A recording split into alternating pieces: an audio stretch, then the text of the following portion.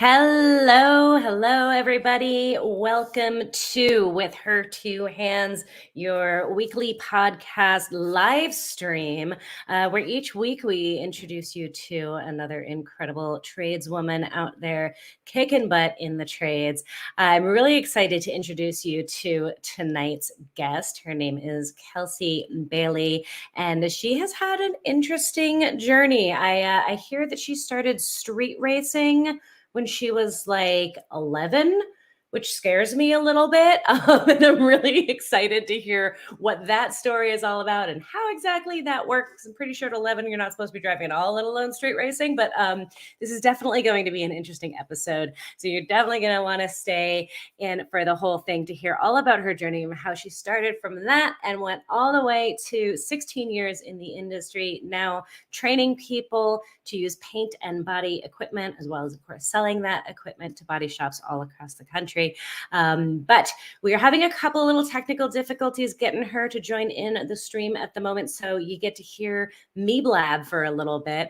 So I'm going to take this opportunity to thank our sponsors, Drive Time, for all of their continued support in helping make this podcast happen and continue to happen over the last 3 years that it's been going on.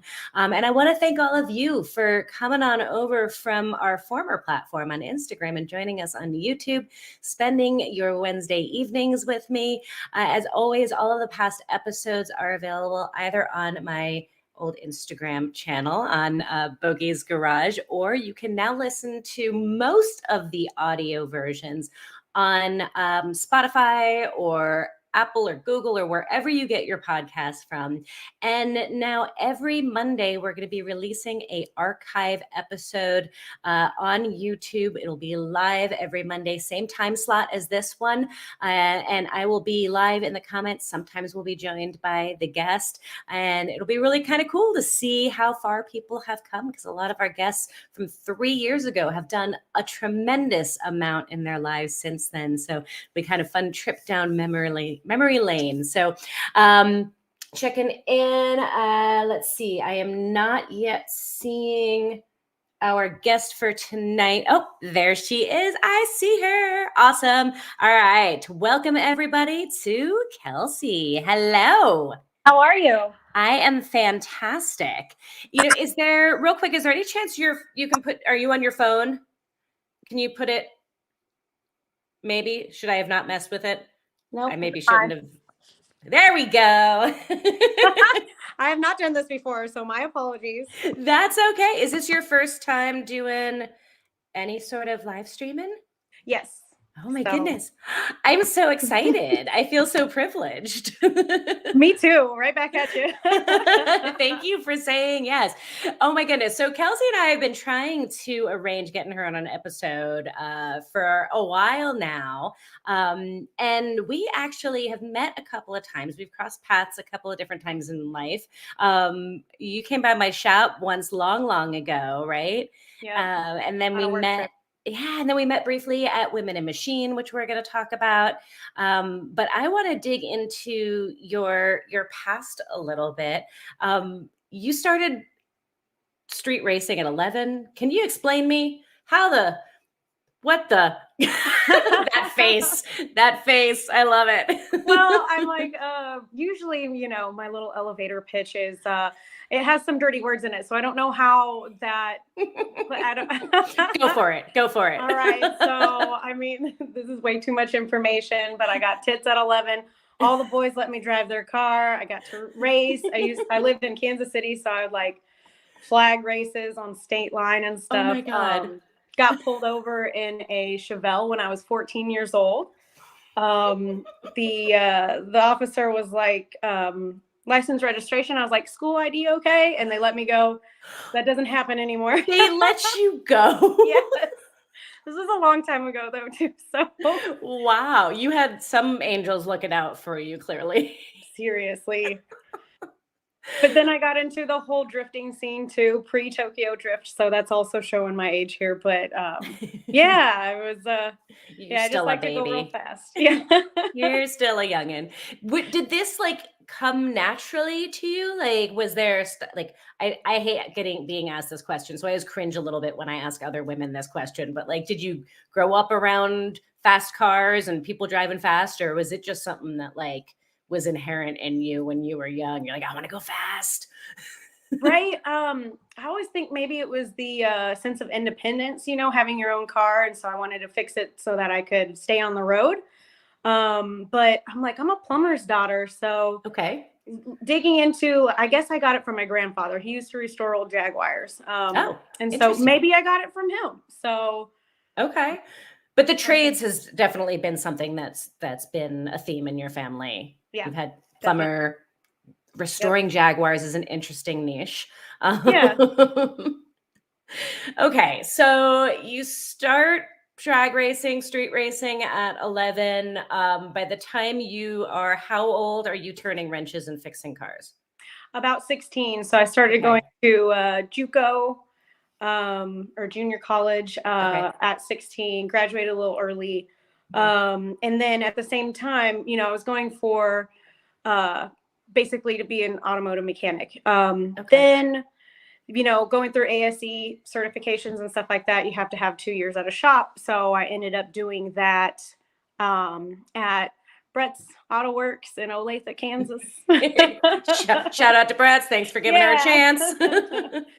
So I, during like 16, 17, 18, a little bit into 19, I was either around it or I was at Brett's from 17 to 19. And then cocktail waitress on the weekends, and then ended up bartending throughout my college career at Pitt State in Pittsburgh, Kansas. So. Okay.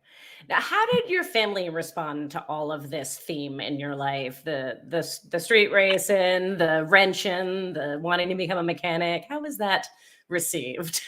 Well, I'm glad you asked me that. I was a little bit of a black sheep. Okay. So it was kind of funny too, because I remember growing up in the church and stuff like that. One kid taught me how to drive stick, when I was like 14, 15. And I started street racing with him. He's like an older brother. Okay. And then I remember also, it was kind of funny because I would be street racing, but my brother started coming along and my mom was like, watch out for your brother. And so he was in the clear if I was out with him, which cracked me up because I kind of started that whole, that I guess, the enthusiasm for going. Is he fast. Older or younger? Older, almost 2 years. Okay. Yeah. All right. So you're bringing your big brother along, but you're the leader, clearly. Right.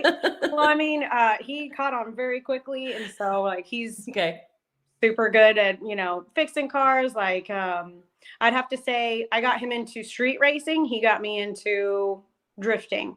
Okay. And so you do drifting too. Of course you do. Yep. Because you're like cool as hell. I won, I guess, a 240 SX off of eBay. In Erie, Pennsylvania. I was bidding on one. Okay. So I would have been 17. Okay. Bidding on one in Texas, and I wanted that one because of no rust, right? And then I ended up getting the one in Erie. I flew up there, took a puddle jumper, and then I do remember calling the guy. I was like, hey, is there going to be any issues getting this back home? And he's like, no problem. As soon as I primed it, fuel seeping out of the lines. So I walked down the road to Advanced Auto or some auto parts store. Jimmy rigged some high pressure hose, and it lasted the 13 and a half hours and one speeding ticket on the way back. I love it. That's awesome. You have a charmed life. I guess so. I would have to say yes. I've been very lucky. That's amazing. Okay, so aside from your parents kind of giving you a pass when you brought your brother with you, were they surprised when you decided to pursue automotive as a career path, that you wanted to become a technician at that time? I know that's not the path you ultimately went down, but yeah. No, I mean, my dad was definitely very supportive. I was the first kid, so I come from a litter of 5, right? Oh, wow. Very, I always say, drew blood for seconds around the dinner table, but but I was the first out of the 5 to go to college and get my degree. So, nice. And that was And so all of us are like 2 years apart from each other, us Okay. 4, and then my little brother, who's by far the coolest of us 5, is 7 years younger than me. Okay. Awesome. Yeah. All right. So you decide, so you're wrenching, you're putting yourself through school and you're wrenching as a mechanic and going down that path. What made you switch gears, no pun intended, to go for the degree that you went for in college? I love a pun, but also, sorry, I'm goofy as hell. But also, I mean, I doing it, I guess, in a shop environment, it kind of took the fun away. So instead of wrenching on, all of us, 16, 17-year-olds, we all had our different like 240s, there's 180s, all of those. We were all in the drifting scene. We were renting from my mom at the time, me and my older brother, and then we'd have other people come over, and we just had stacks of tires. I'm sure all the rest of the people in the neighborhood loved us. Like, we got called on a couple times because we'd be wrenching into the middle of the night. Definitely a junkyard girl. Hopefully no junkyards are watching this, but I remember I'd like, if I would clip the wall or something in Heartland Park in Topeka, we would go and pay $60, bring a helmet, and you could thrash. We'd have like little courses and stuff. Oh. I would grab one time I had to get a hood and a fender because you clipped the wall or whatever. And I was like, I only brought $5. And I also stuffed my pants with like injectors. Of course. It got to the point where, oh God, I'm giving away all my secrets. I love it. I love it. Like, I mean, the dudes at O'Reilly's would give me their discount. And so it got to the point where my guy friends would be like, you go in and get that part. And I was like, no problem, got you. Because we were just like poor high school and college students, Right. And right now we're touching on one of the few benefits that comes of being a woman in the industry every once in a while, right? For like all the negatives, then like every once in a while there's a little perk, is that sometimes people are like, oh, you're a girl, I'm so excited, I'm going to give you a discount. You're like, okay. Thanks. It doesn't compete with all the negatives, just for those of you out there who are like, that's not fair. Yeah. I mean, there's plenty of those. So I mean, we can get to those, man. But, yes, indeed. We did like, it was funny because we had our daily drivers, which is also our track car, drive out to St. Louis, which is 4 hours on the nose. There'd be fully like trailered cars, and we'd get sideways and then have to go to school the next day. It was called Midnight Madness. So we drive, make it out there around like midnight or right before thrash, and then come back and to Kansas City and try and get to school at 8 o'clock. Amazing. My upbringing was very different. My high school life was not like that. I was such a goody two shoe. I was like, I was too scared. I'm like in awe of everything that you were doing, like way back then. Dude, I was much cooler in my younger years and way more bold too. Whatever. Were you always this bold, or did it start at a certain point for you? Or were you just from birth like I'm gonna go out and do what I want? I've got a wild hair and yeah. Yeah. I feel like I've always been that way, as far as I come from the school of thought of, if somebody else can do it, by golly, I can do it too. And I don't feel like there's any like hindrance other than, you can get in your own head. And of course we all do that. But yeah, like if I see it done, I'm so visual and super kinesthetic to the point where it's like, I can do that too. Yeah. I love it. So, okay. Getting back to yes, we had both. I go down rabbit holes too. Squirrel. Okay, so why did you switch into auto body and that side of the world? Because I mean, the cool part that I loved was when I was a mechanic was women are usually the ones who are checking that off the to-do list throughout the day. Like, hey, it needs to get its regular maintenance, whatnot. So I put cars up on lifts, give them their safety glasses. I'd be like, you need to put coolant in your car because you ran out of coolant. Then I'd be like, hey, you have 25%, left on your brake pads or whatever. And then this is another optional item, if you get around to it, would be nice. because, women like options. I always say that in my Yeah. in my world. And I loved that part. But then you also get those people who are like, there's a lemon who came in and something was always wrong and it was always our fault, right? Mhm. And I'm like, there's one time I was like, you know what? She's actually waiting for it. And I'm like, honey, it was like a 4-spoke lift. I'm like, it's not even touching all 4 corners. You have a bent frame. We did not do that. And so at least like explaining that type of stuff, I think that I had a knack for it. But realistically, I just like doing it on my own stuff. Yeah. And so I was able to find making a little bit more money so I can afford more parts for my own stuff doing it this way. Okay. And I'd also have to say at Pitt State, shout out to my advisor, John Thompson. My God, he was so amazing. He founded the collision repair and insurance management, and then I did power mechanics and then business and Spanish.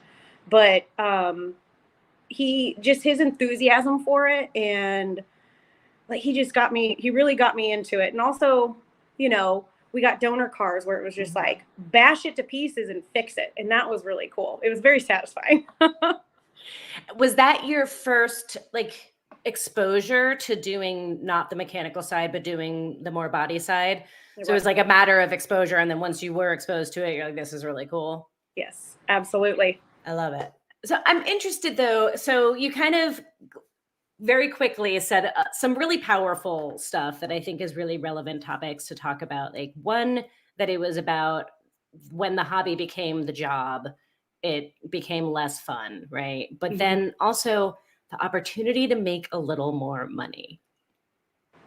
So can we talk about that for a hot second? Because I feel like that is such a key point to, we talk all the time, and I'm sure you see this out and about because you're dealing with different shops all the time, right? Like everybody is needing techs, right? Everybody is looking for body people, painters, mechanics, all of it. And yet, like the mechanics that I know who make the most money are the mechanics who don't mechanic anymore. Yeah. I think that it's good to get that foundation for sure, and I encourage the next generation. That's something that really gives me the warm and fuzzies. And so I've been definitely super lucky and blessed because I kind of put myself out there, and maybe I'm intense, but I'm just like, oh my God, another girl, as you know, get excited, overly excited. But I get just as excited now seeing youth in the industry or getting, wanting to go down that path. It was kind of funny. A couple months ago, I went to a random like car meetup. I rode up because I don't have a cool car right now. I'm riding motorcycles, which is that's the cool thing in the entire world, best feeling in the entire world. But I rode up, and these 2 kids like walk up to me. They're like, "Oh my God, like I used to have this bike, and then I had like this Slam, like Lexus, and then I saw like a right-hand side drive Skyline, and I was like, this parking lot reminds me of high school." Yeah. And I'm like talking to these guys, and they're like, "Yeah, we're self-made. I'm in the fireman program, and I'm going to be an engineer and stuff like that." And I'm like, I don't know how to gauge age. However, you look like you're 16 or 17. And they're like, "Yes, ma'am." 17. And the other guy was like, "I'm 18. I'm like, the kids are all right. It makes me so excited to see that. Yeah, I agree. I think we're starting to see more kind of a swing back into the trades and desire to pursue that. So that's good to see. Are you seeing wages going up in the shops? Are you seeing that improving, or do you? Yeah. No, not really. The sad thing, it's kind of like I feel like it's still a stigma as far as body shop goes. Like if you're a parent, you're like, "Oh, that's just for ex-cons or something." And I'm not trying to be crude or anything, but that was one thing when I met Gabriel from Motivated Painters at SEMA, we were talking about it. And I mean, he's very straight edge. Has his YouTube and Instagram channel and stuff like that. And we're trying to get rid of that stigma because it is highly trained. It is. You have to have, the ICAR endorsements. You have to go to school for it.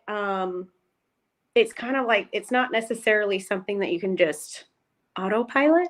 Right. Yeah. But like the perception of the automotive trades like has not caught up with Yeah, the reality of the automotive trades. exactly. So I mean, I think what you're doing, especially, is helping sway it to these are highly trained professionals, and they have to have continuing education. Kind of like what I'm doing currently is I deal with very big nationally known body shops. And sometimes, I'm like, I'm on the wrong side of this because you can put earbuds in, spray cars all day, not have to talk to anybody. And then they have a new car every other month or whatever. They have all the toys. So there's money to be made. There is. No, there's definitely money to be made. Yeah.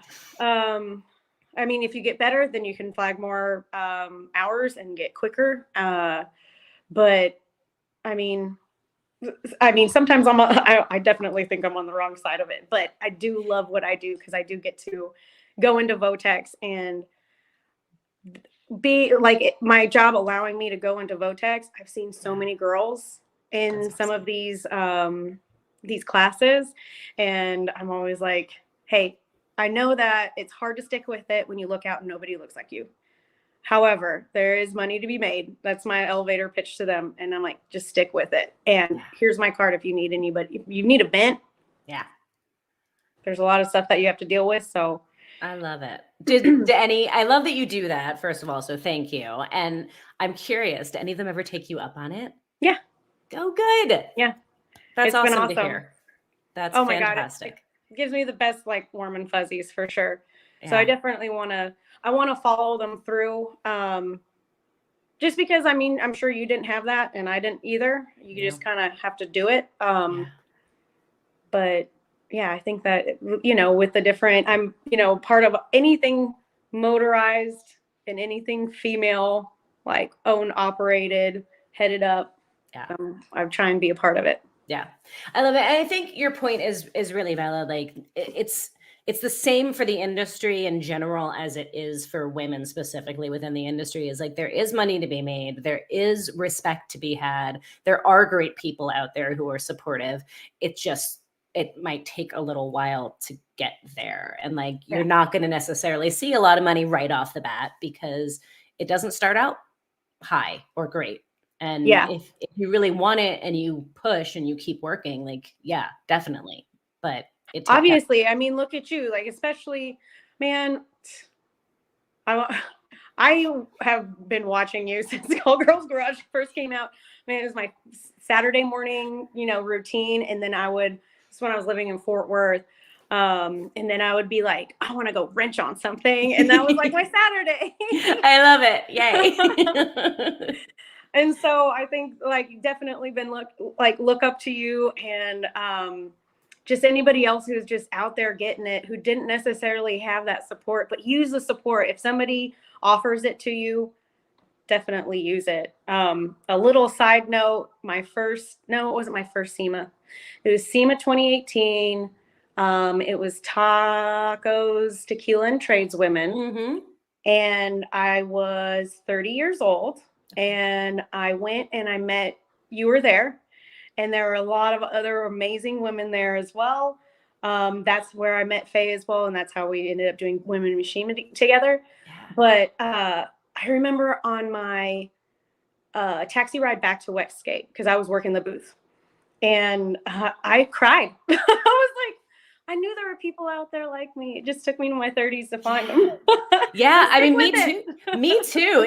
I was definitely in my 30s before I found one woman. I had met one other female mechanic in my 20s. But yeah, no, and it's crazy. And the power of those groups is so, so huge. Do you want to talk about Women in Machine a little bit? Because you do a ton of stuff. And I know we're going to run out of time like long before we're finished covering everything. But you went to the SEMA, you met all these other women, you started kind of realizing that you weren't alone in the world. That kind of spurred you doing a whole lot of other stuff too, because you're involved in Women Machine, you're involved in WIN, and then there's another group that you mentioned, Femoto.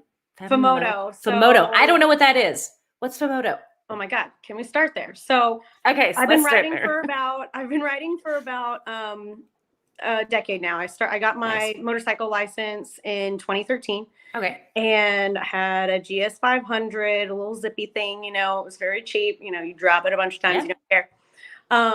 And then now I'm like on a Triumph Scrambler 900, which has a button for off-road and rain. So the nicest toy I've ever owned in my life, right? Nice. So you save up big girl money and buy yourself a fun toy. But Yes. it took me moving to Austin 2 years ago to find any females to ride with. And there is a huge scene down here. So shout out to anybody who's in Austin, Famoto, or sometimes, Moto Social or something like that. You can meet a lot of girls. Okay. Is that just in Texas or is that all over? Famoto is just in Texas. I know Okay. Moto Social is everywhere, any major city. Also, when I first came down here, there's Lita's, which is any major city has a chapter of all female riders. It's not like it's just a collective. It's not like a club or anything like that. And I've met some amazing folk in that. And it's like you bond over the little bit of a nihilistic nature of the people who get on motorcycles, but it's been the best crew down here. And Awesome. yeah, like there's I'm gonna shout out to Moira, who she hosts like track days, like teaches people how to race and stuff like that. I want to be her when I grow up. I mean, I'm just so blown away, like I'm not worthy in presence of all these just ladies who are just doing it. And oh my goodness. Okay. Can we pause for a hot second and just like turn the tables on you, because you are one of the ladies who is doing it. Like you really are. And I know that you don't necessarily feel that way, but you're influencing so many people. Like, do you see how much of a boss you are and the impact that you make through your job every day, through your mentoring, through your coaching, through reaching out to these students by just being visible? Like you are that girl. Sometimes, yes, it took me a while. I think you give yourself some goals, and I did achieve a lot of them by the time I was 30. And so now, okay. So backing up, the reason why I mentioned Moira specifically was when I first met her, and I'm sure any of the ladies watching, there's always some ladies who don't want to see you succeed. Just people. Yeah. But sometimes ladies, because it's like you roll up in a bike night or something and there's like a girl there and it's like, no, this is my bike night. It's like, right. I was so impressed with Moira when she goes, there's plenty of seats at the table, not just one.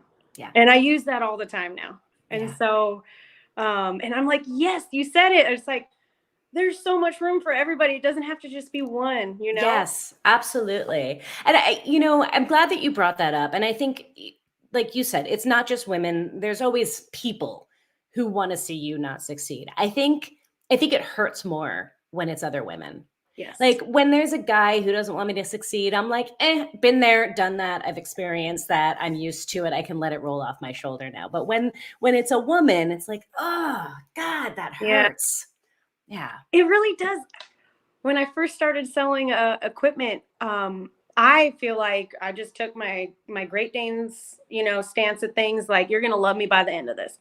And there's a lady I was working with, and she was just like putting me down and stuff like that. And so I took her aside, and it hadn't happened to me yet, because I'm just like, oh my God, another girl. And I just like get overly exuberant. I shower them with like compliments and like, oh, we're in it together, and like you almost automatically think that they got your back, but they don't always. So, I mean, I took her aside and I was like, hey, my mom always told me to respect, and I feel like not a lot of respect is coming from you. And after we had a conversation, and of course it's not in front of the customer, I think she had newfound respect for me and stuff like that. And sometimes you just gotta lay it down.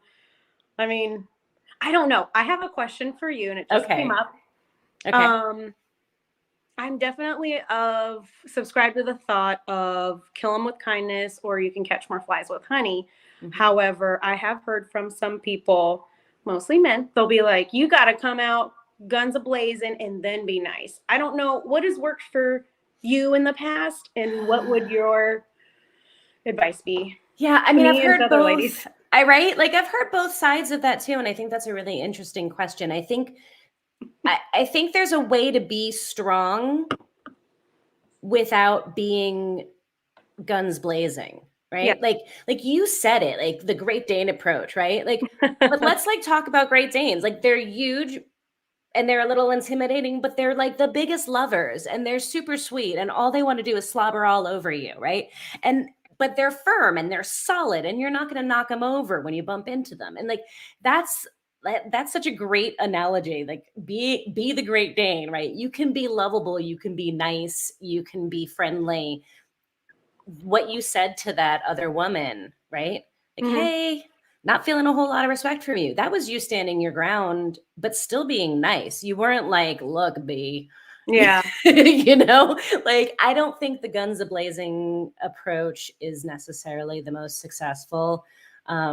I think particularly in a male dominated industry where like they are so used to just like big puff up, like I'm going to be bigger than you, I'm going to be louder than you, and that's how I'm going to win my way. I think when women come in and have a different approach, that's actually our secret weapon, is that Okay. we can be kind, we can be nice, we can still be solid. It doesn't mean you're a floor like a doormat. That doesn't mean that you Yeah. lay down and just take it. But I think it's a happy medium in between the two, you know? Yeah. I have to agree because to be honest, I haven't actually used the guns a blazing approach and it's worked for me as far as not using that approach. Yeah. I mean, of course there are, you know, you never know what you're going to get. And maybe there's been a couple times I'm like, maybe I should have been more firm right out the gate. But for the most part, you know, if you just, I'm a middle child, so I'm good at diffusing. Um, Which is a superpower. Like that's a yeah, superpower. for sure. Also taking a whole bunch of swirly brained information and giving like delivering in bite-sized pieces. That's also a superpower of mine. So Yes. hone your superpower for sure. Amen to that. And that is quite the superpower. But yeah, I was just curious if you ever had to like be very firm about something and then, you know, maybe you were like, Yeah. maybe I shouldn't have taken that approach because there has been at least a handful in my, 16 years in the industry with almost working with exclusively all men where I'm like, I should have been firmer because Yeah. now I gotta be mean. Right. And I think, I had an old teacher friend say to me once, always start off the semester the bitch because you can get nice after that, but you can't go from nice to being the bitch. And I was like, wow, that's really interesting. And I think I've taken that to a degree, right? Like if you start out the gate like you can walk all over me, then when you go to stand your ground, people are going to be like, wow, what the hell happened Mhm. there, right? But I don't think that that necessarily means you have to be mean, right? You Yeah. can be firm and still be kind, and I have had situations where I had to really stand up for myself, but I still took the kill him with kindness approach. Like I had a shop foreman who hated my mere existence. And every morning I would walk in and be like, good morning, Don, how are you? Like just super kind, super sweet. And when he screwed me over, I went straight to over his head, right? I Yeah. was firm. I was going to stand up for myself, but I wasn't going to be rude about it or mean Yeah. about it because then that's just stooping to that level, right? Exactly. I'll be like, this ginger will snap. No, I'm kidding. But if you But say it with a smile, exactly. You better not do I love that. it. Oh, so I'm curious, like going back in time a little bit, when you were working at the mechanic shop, you kind of started talking about how you were teaching a lot of these female drivers and customers about their cars. And Mhm. so it makes total sense that in your life you have continued that teaching trend and you're now teaching young kids and you're mentoring women and you're doing all of this. Like teaching is kind of a thing. Was that always a thing? Does that come from being one of five as well? Or I, to be honest, never liked being the center of attention. Uh, super awkward, but I knew what I knew and I liked what I liked. But later in life, I've noticed I would love to be a shop teacher, which is touches on another thing where they're not paid enough.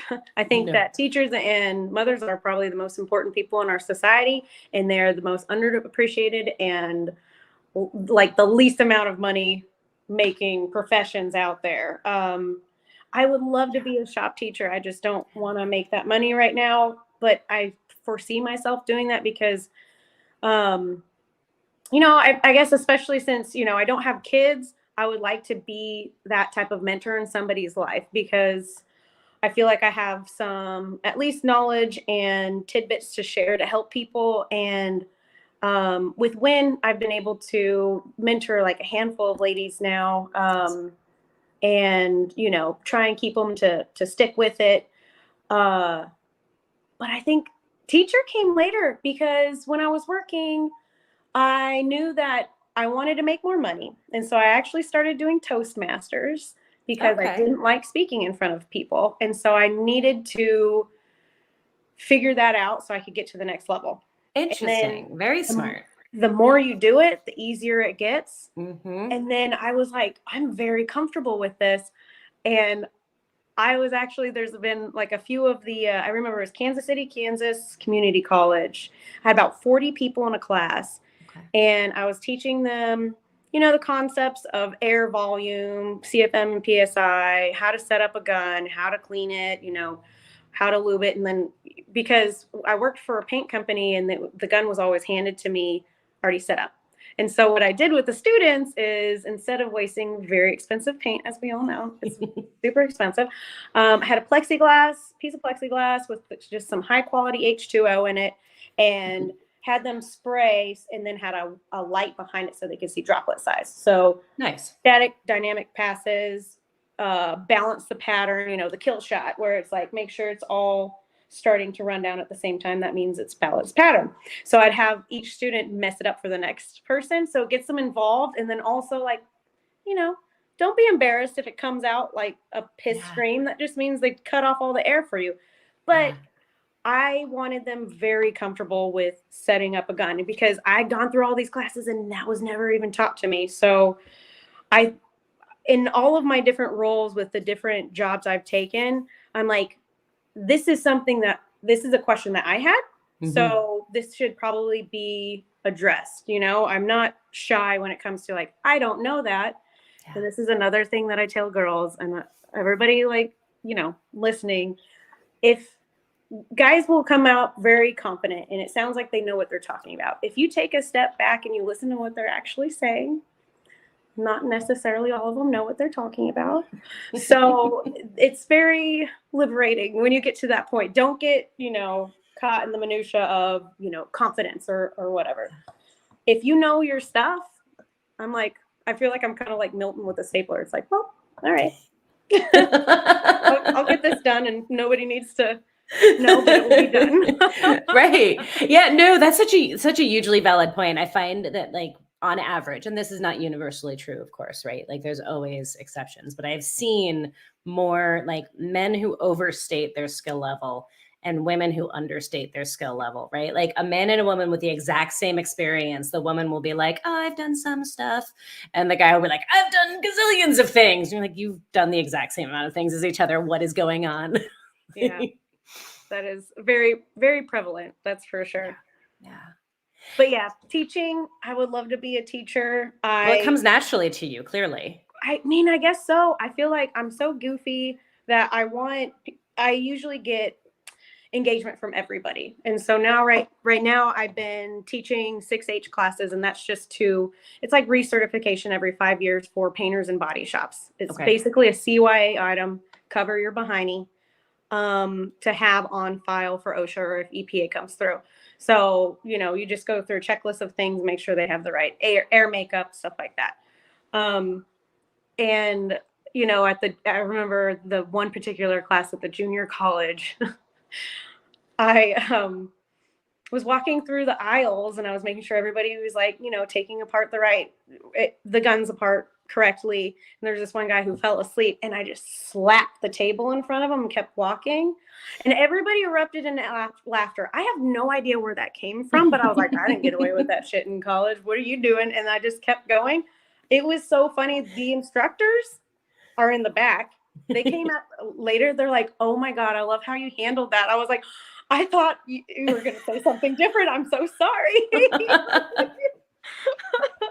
And then I also saw one of the guys. I was like, "I don't remember your name, but you used to be one of my auto tech teachers and you used to drive a Plymouth Duster." So I remember you had split lip Rayfield shirts and you drove a Duster. It's funny how you remember. I remember cars better than people's names.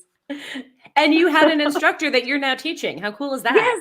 Oh my God. My life is complete when I got to go back to my alma mater, teach a summer, like, well, it was just a day of a summer class. And I taught my old college advisor something. And I was like, you know what? I'm done. I love it. That is a fantastic, fantastic sense of accomplishment. So officially your job title though, like officially you sell paint and body equipment. Mhm. What percentage of the time are you teaching? Because it sounds like you do a lot of it. I try and do as much as possible. Because I And are you do doing love it it. through your job or are you doing Yeah. it outside of job?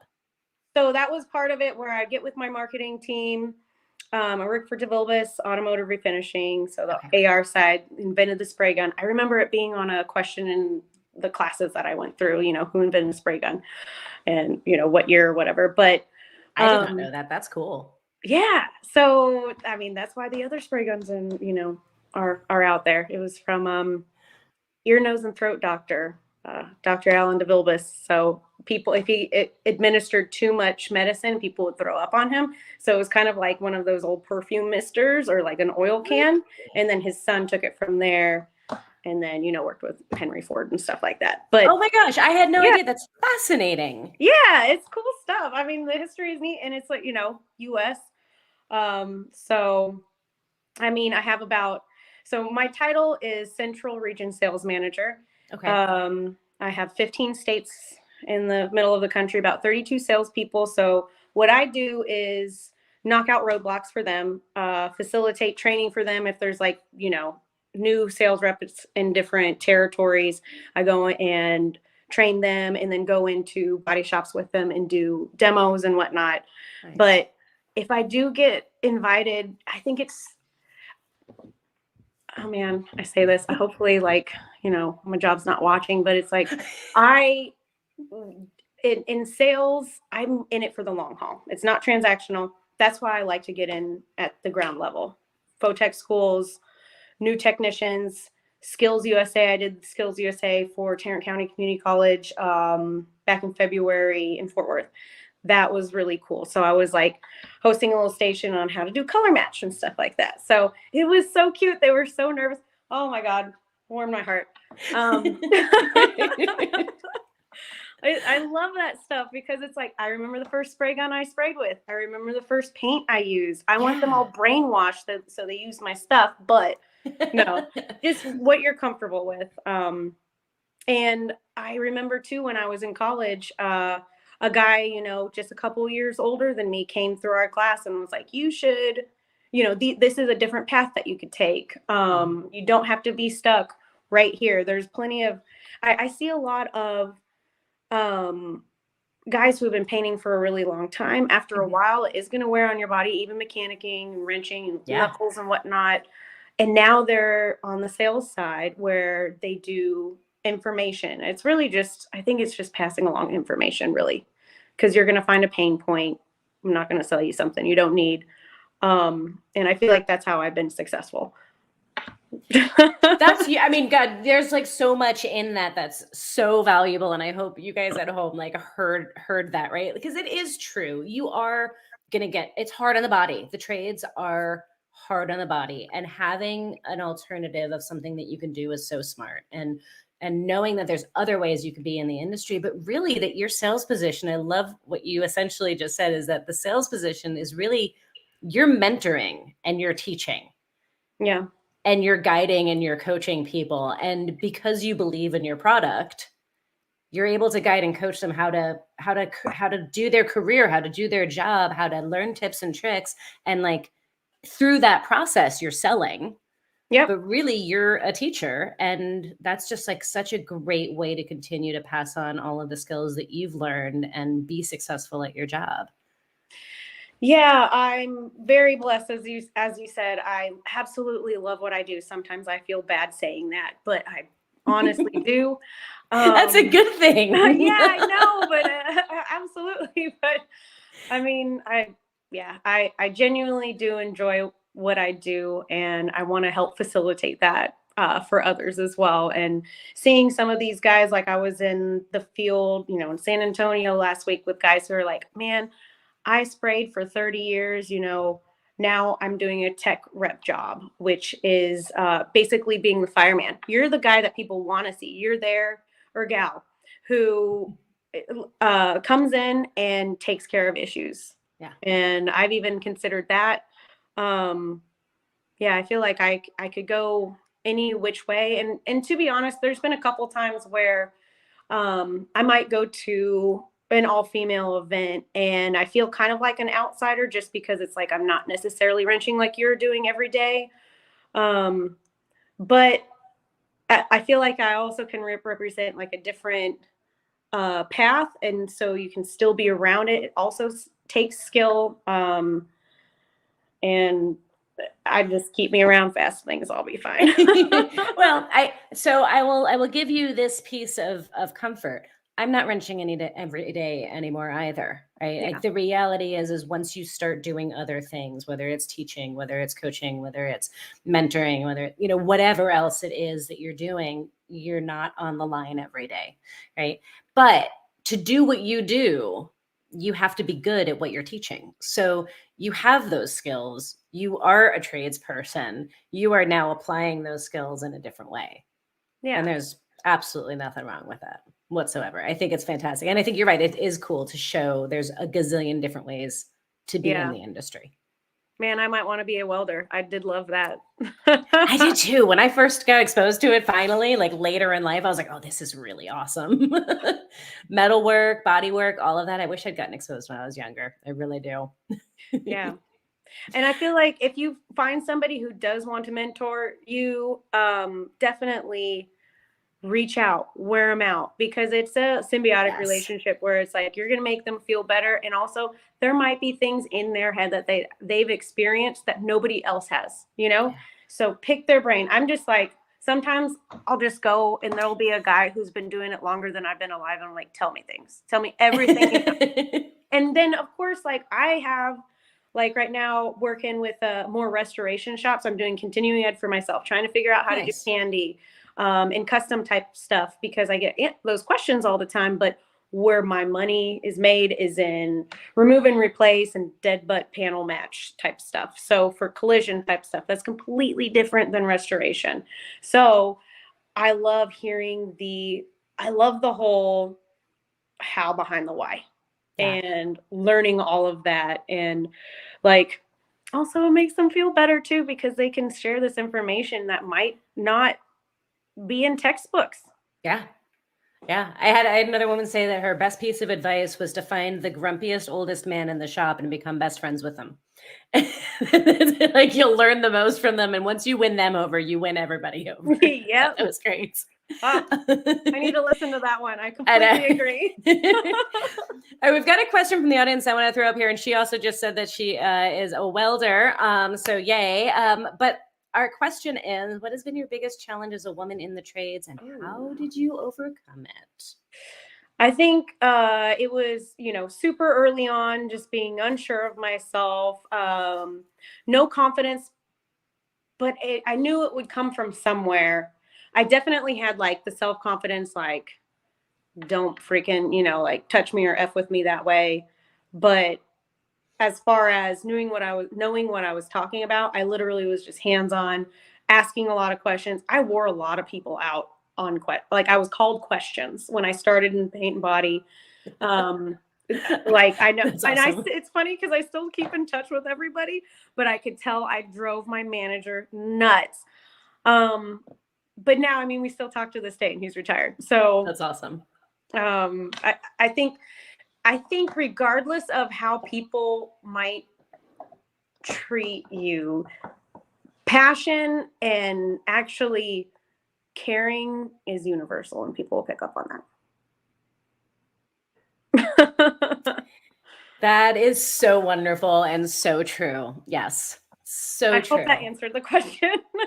No, I think so. I mean, it sounds like what you're saying is that the biggest challenge you had as a woman wasn't actually anything to do with being a woman or anything else, was your own internal, like your biggest demon was yourself Yeah.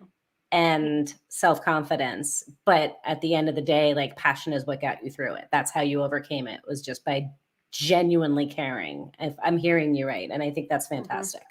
Yeah. I think it's true. Yeah.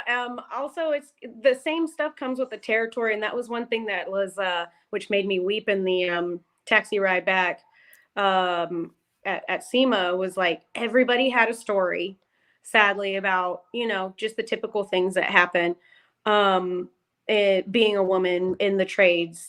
But you find a support or mentor or something like that. Learn how to stick up for yourself. Don't be afraid to stick up for yourself. Yeah. And then, I mean, I would, if something was said, sideways, I might repeat it louder so everybody can hear. And then that's usually deterrent, just stuff like that. And of course that can be a sidebar type of conversation. I don't want to get too far into it, but those things happen too. Yeah. Slap them around with words. No, I think that's an important conversation. We don't have a ton of time left, but I think it's worth talking about it, because I think your approach, your Great Dane approach, right, is so fantastic, and I think others could probably benefit from. How did you handle those situations? That was one tool that you just said about, like, say it louder and maybe hope to embarrass them, right? I think about when you say that, my mom told me a story from when she was a teenager and she was on a public bus and somebody grabbed her butt. Mm-hmm. And she grabbed the man's hand and held it up in the air and said, "Whose does this belong to? It was somewhere it doesn't belong." Like, oh my God, we would get along. I love her. Right? Like, just a fantastic response. So that's an awesome tool in the toolbox. Say it louder, hope to embarrass them. Still killing them with kindness, right? You're not being mean. You're just like, you said what, right? Yeah. Yep. What other ways have you dealt with those situations? Because I think they happen to all of us. Or if you haven't had a particularly bad one, and how did you handle it? Oh, geez. Yeah. I mean, of course, being in this, it still sticks with me as far as females thinking they got to be nice all the time, and accommodating and whatnot. Be loud. More so, my butt was grabbed when I was cocktail waitressing once, and I warned him with words multiple times, and it happened again. And I dropped to one knee and I punched him in the area, and then he dropped to his knees and then escorted out. So sometimes, and oh my God, I'm so sorry. Bogi, you didn't know what you're getting into. I'm loving it. You're fantastic. You're fantastic. Maybe that's the only way some people might receive the message. But that was only one time. As far as, usually if you use your words, that will work. If you need to employ a friend or whatnot, do that too. Yeah. Okay. Fair enough. So do everything you can to kill him with kindness, warn him with words, and then if you need to, do what you got to do. Yes. I think that's fair. Did you ever, it doesn't sound like it, but maybe, did you ever have points in your career, whether it was wrenching as a mechanic, whether it was in school or further in your career, where you were overwhelmed by the negatives or the challenges? Oh my God, yes. Just where, you get into slumps, or it's always peaks and valleys. And I think what really gets me out of that is you hold on to something like, man, one thing that I've always liked is constructive criticism and like genuine compliments. You can be like, "Oh, you're cute," or whatever. That's nothing I have control over. But what I do have control over is how my character and how I respond to situations, how I treat people. And I remember not too long ago, a guy said, "I can really tell you're in this industry for the right reason." I was like, "I I can ride that bitch for 3 months at least. That is such a good compliment. You know, I'm like, damn, okay. And I hold on to like little nuggets like that, I think, when I get like, oh, I'm not doing anything right this week. But when you have compliments like that, man, those stick. It's true. Yeah. So like for everybody listening at home, like, you know, those random compliments that you're not sure if you should give somebody, like do it because it's what Yeah. carries people through. And I think, you know, I think it's also good to hear that no matter how like successful and upbeat and on top of it that like you sound or that people may think I sound or that, you know, any person might sound is like we all have the hard times too. And we all have the challenges and like you're not alone out there, ladies or dudes who might be experiencing this is like know that we all go through that no matter what it looks like on the outside. And it is those compliments and it is those people who believe in you. And it is those people who are like, yeah, you've got my vote of support that carry you through and make it so that you stay and keep going. It takes a village the rest of our lives. It does indeed. It does indeed. And you've had some incredible mentors and you've given a couple of them a shout outs. Did you have any other great mentors that you wanted to give some love to? Oh my God. Man, I of course All Girls Garage been watching that since it came out. So Jesse Combs, yourself, and Christy Lee, and then you know, Faye. Yeah. Working Woman and Machine with Karen Sullivan. Yeah, we never talked about Woman and Machine. She's so amazing. And just like so possesses a gentleness that I do not. And Des with Nessie's Customs out in Arizona as well. I got to see her on my last work trip. That was so cool. I was like, I actually got to see her shop. I'm just blown away by these ladies, and I want to keep them close and hold them dear and just bask in that and hopefully have it bounce off or give back, you know? I love it. I love it. You're fantastic. I've had so much fun chatting with you tonight. I feel like talked so much. I'm sorry. No, this is fantastic. I feel like we've just barely scratched the surface. I feel like we could go for another hour, but I want to be respectful of your time. It's already 5:57 or whatever it is in your time zone or whatever. But we've used up our hour. So I want to ask one final question, and you've shared some tremendous words of wisdom and advice for the next generation and for really anybody already throughout this conversation. But if you had a chance to talk to the younger you, a little Miss Kelsey, or another little girl like you out there, what are your words of advice to her? Damn, that's a good one. I mean, definitely stick with it. Probably do even more as far as try and gain more information. Don't be intimidated, especially by other women. I get more intimidated by other women than men. And I don't know. Yeah, just continue to lift each other up. I love it. Man, I wish I didn't even think of that. What would I say if I was a kid? Keep that 240. That was fun.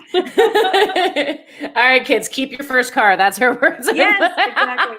Always. I love it. That's fantastic. You are incredible. I have had an absolute blast talking to you. Folks at home, I hope you've enjoyed meeting Miss Kelsey Bailey. Make sure you go check her out. All of her contact info or where to find her on social and follow along on her journey will be in the description below this video. Make sure you come back next week to meet another awesome tradeswoman. And of course, tune in same time, but on Monday for an archive episode. We've got an awesome tradeswoman for you to revisit her interview from 3 years ago already, which is so crazy.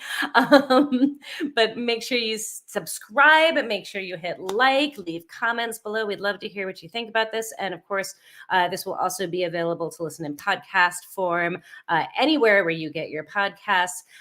Thanks for all tuning in and hanging out and spending part of your evening with us. Kelsey, thank you for spending part of your evening with me. You're phenomenal. And we will talk more offline. Final big thank you to Drive Time, our sponsor, for helping us keep this series happening and making it possible. So thank you to them, and thank you to you all. And until next time, be good to yourselves, be good to one another, and we'll see you later.